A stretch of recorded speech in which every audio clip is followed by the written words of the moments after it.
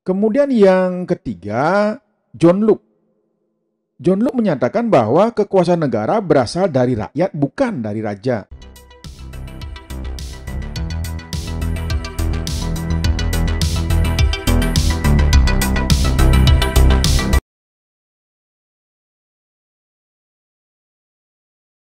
Sahabat pembelajar, berjumpa kembali bersama Imade Sidiase, belajar jadi guru dalam membahas materi pendidikan Pancasila dan kewarganegaraan. Pertemuan kita kali ini kita akan membahas materi kelas 9 bab 3, Kedaulatan Negara Kesatuan Republik Indonesia. Ada 3 sub pokok bahasan dalam bab 3 ini, yaitu sub pokok bahasan A, hakikat dan teori kedaulatan, sub pokok bahasan B, bentuk dan prinsip kedaulatan negara Republik Indonesia, dan sub pokok bahasan C, melaksanakan prinsip-prinsip kedaulatan sesuai dengan Undang-Undang Dasar Negara Republik Indonesia tahun 1945. Baiklah, sahabat belajar, kita mulai membahas sub pokok bahasan A, hakikat dan teori kedaulatan. Kita mulai dari yang pertama, pengertian kedaulatan. Kata kedaulatan itu berasal dari bahasa Arab, yaitu daulah, yang artinya kekuasaan tertinggi. Di samping itu, pengertian kedaulatan juga berarti bahwa kekuasaan yang tertinggi untuk membuat undang-undang dan melaksanakannya dengan semua cara yang tersedia. Oleh karena itu, maka ketika bicara kedaulatan rakyat, ini akan membawa konsekuensi bahwa rakyat adalah memegang kekuasaan tertinggi dalam kehidupan bermasyarakat dan bernegara. Menurut ahli tata negara dari Prancis, yaitu Jean Bodin, menyatakan bahwa kedaulatan adalah kekuasaan tertinggi untuk menentukan hukum dalam suatu negara. Kedaulatan memiliki 4 sifat pokok, yaitu yang pertama adalah asli, artinya bahwa kekuasaan itu tidak berasal dari kekuasaan lain yang lebih tinggi. Yang kedua, permanen, artinya kekuasaan itu tetap ada sepanjang negara tetap berdiri walaupun pemerintah telah berganti. Yang ketiga, tunggal, artinya kekuasaan itu merupakan satu-satunya dalam negara dan tidak dibagikan kepada badan-badan lain. Dan yang keempat, tidak terbatas, artinya kekuasaan itu tidak dibatasi oleh kekuasaan lain. Negara yang berdaulat itu adalah negara yang mempunyai kekuasaan tertinggi atas suatu pemerintahan negara. Demikian juga perjuangan bangsa Indonesia untuk memperoleh suatu kedaulatan berhasil meraih titik puncak pada saat diproklamasikannya kemerdekaan tanggal 17 Agustus 1945. Nah, sejak saat itulah bangsa Indonesia adalah bangsa yang merdeka dan berdaulat, bangsa yang bebas menentukan nasibnya sendiri dan mengatur pemerintahan sendiri tanpa adanya campur tangan atau intervensi dari negara penjajah atau negara lain. Adanya pemerintahan yang berdaulat merupakan salah satu unsur konstitutif dari sebuah negara yang merdeka. Jadi syarat berdirinya negara itu ada 2 unsur. Yang pertama ada unsur konstitutif atau de facto yang terdiri dari adanya rakyat, adanya wilayah, dan adanya pemerintahan yang berdaulat. Kemudian yang kedua ada unsur deklaratif atau de jure, yaitu pengakuan dari negara lain. Kedaulatan atau kekuasaan tertinggi suatu negara ini terdiri dari 2 bentuk, yaitu ke dalam dan keluar. Kedaulatan ke dalam berarti bahwa bangsa yang merdeka memiliki kekuasaan untuk menyusun dan mengatur organisasi pemerintahan sendiri menurut kehendak bangsanya sendiri, serta kekuasaan untuk mengelola semua yang ada di wilayahnya yang mengandung sumber daya alam baik di darat, laut, udara untuk kemakmuran rakyatnya tanpa adanya campur tangan bangsa lain sepanjang berdasarkan peraturan perundang-undangan yang berlaku. Kemudian yang kedua, kedaulatan keluar, artinya bahwa mempunyai kekuasaan untuk berhubungan dan bekerja sama dengan bangsa lain tanpa terikat oleh kekuasaan lain. Contohnya mengadakan perjanjian dengan negara lain, menyatakan perang atau perdamaian, ikut serta dalam organisasi internasional dan lain sebagainya.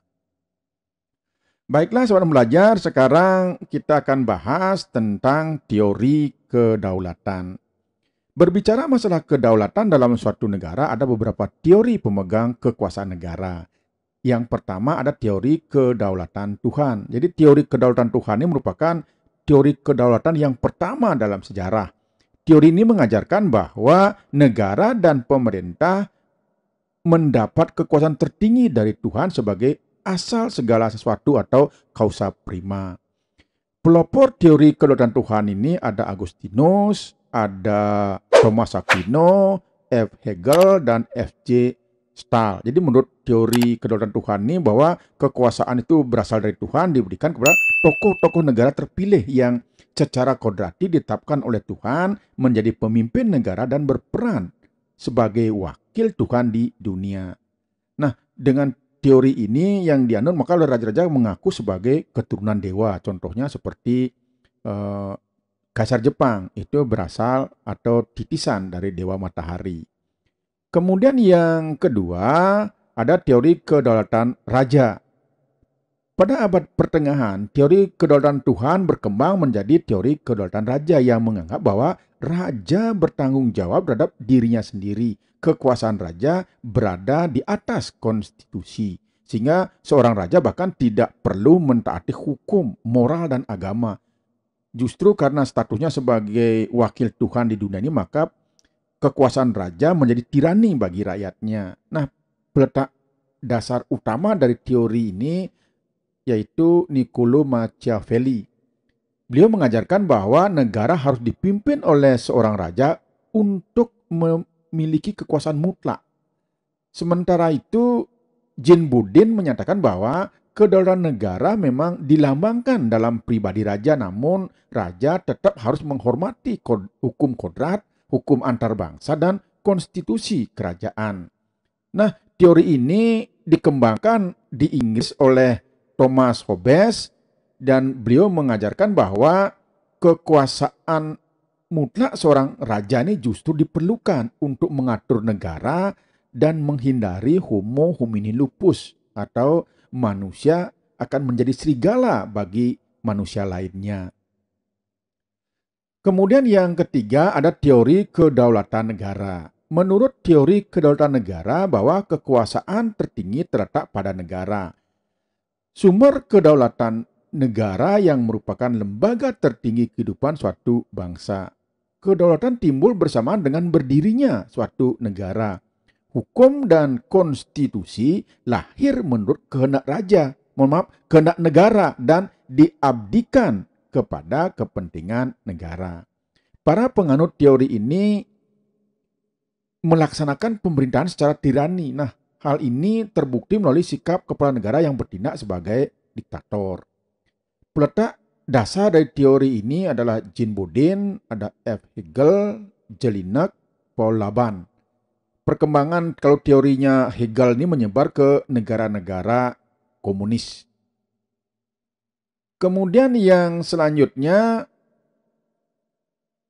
kita akan membahas teori yang keempat yaitu teori kedaulatan hukum. Berdasarkan pemikiran teori kedaulatan hukum bahwa kekuasaan pemerintahan itu berasal dari hukum yang berlaku.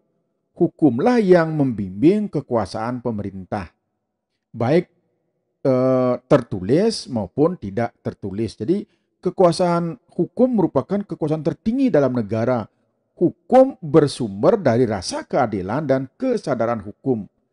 Negara melindungi hak-hak warga negara dan mewujudkan kesejahteraan umum. Etika normatif negara yang menjadikan hukum sebagai panglima mewajibkan penegakan hukum dan penyelenggaraan negara itu dibatasi oleh hukum. Nah, pelopor teori kedaulatan hukum ini ada Hugo de Groot, Grebe, Immanuel Kant. Baik, kita akan lanjutkan yang kelima, teori kedaulatan rakyat. Teori kedaulatan rakyat beranggapan bahwa rakyat merupakan kesatuan yang dibentuk oleh suatu perjanjian masyarakat. Kemudian sebagai pemegang kekuasaan tertinggi, rakyat memberikan sebagian kekuasaannya kepada penguasa yang dipilih oleh rakyat dan penguasa tersebut harus melindungi hak-hak rakyatnya. Nah, tokoh dari teori ini ada Montesquieu, ada J.J. Rousseau. Beberapa pandangan pelopor teori kedaulatan rakyat. Dari yang pertama kita akan bahas itu adalah J.J. Rousseau.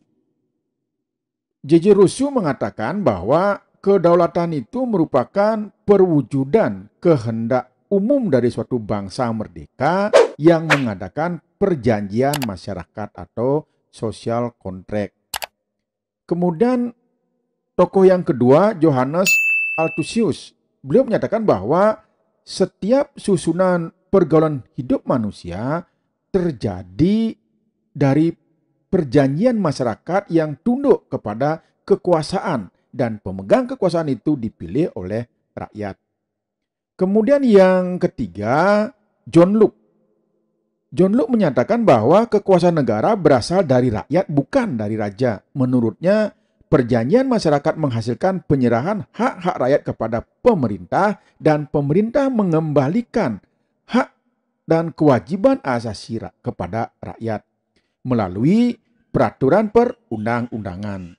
Jadi John Locke menyimpulkan bahwa terbentuknya negara itu melalui Pactum Unionis, yaitu perjanjian antara individu untuk membentuk suatu negara. Yang kedua ada Pactum Subjectionis, yaitu perjanjian antara individu dan wadah atau negara untuk memberi kewenangan dan mandat kepada negara berdasarkan konstitusi atau undang-undang dasar. Kemudian yang keempat, Montesquieu. Montesquieu adalah seorang ahli dari Prancis berpendapat bahwa agar kekuasaan dalam suatu negara tidak terpusat pada seseorang, maka kekuasaan dalam suatu negara dibagi ke dalam 3 kekuasaan yang terpisah, yaitu yang saya sebut dengan separate of power. Artinya bahwa pemegang kekuasaan yang satu tidak mempengaruhi dan tidak ikut campur tangan terhadap kekuasaan lainnya. Nah, pembagian kekuasaan dalam negara yang dibagi ada 3 itu adalah ada legislatif, ada eksekutif, dan yudikatif. Kekuasaan legislatif itulah kekuasaan untuk membuat peraturan perundang-undangan dalam suatu negara. Kekuasaan eksekutif itu adalah kekuasaan untuk melaksanakan peraturan perundang-undangan yang berlaku. Kekuasaan eksekutif juga sering disebut dengan kekuasaan menjalankan pemerintahan. Dan yang terakhir ada kekuasaan yudikatif, yaitu kekuasaan untuk menegakkan peraturan perundang-undangan yang berlaku apabila terjadi pelanggaran. Kekuasaan yudikatif ini sering disebut sebagai kekuasaan kehakiman. Baiklah sahabat pembelajar, demikian yang bisa kita bahas pada pertemuan kita kali ini dalam membahas materi kelas 9 bab 3 Kedaulatan Negara Kesatuan Republik Indonesia. Semoga apa yang sudah kita bahas ada manfaatnya dan pertemuan kita selanjutnya akan membahas bentuk dan prinsip kedaulatan negara Republik Indonesia. Terima kasih.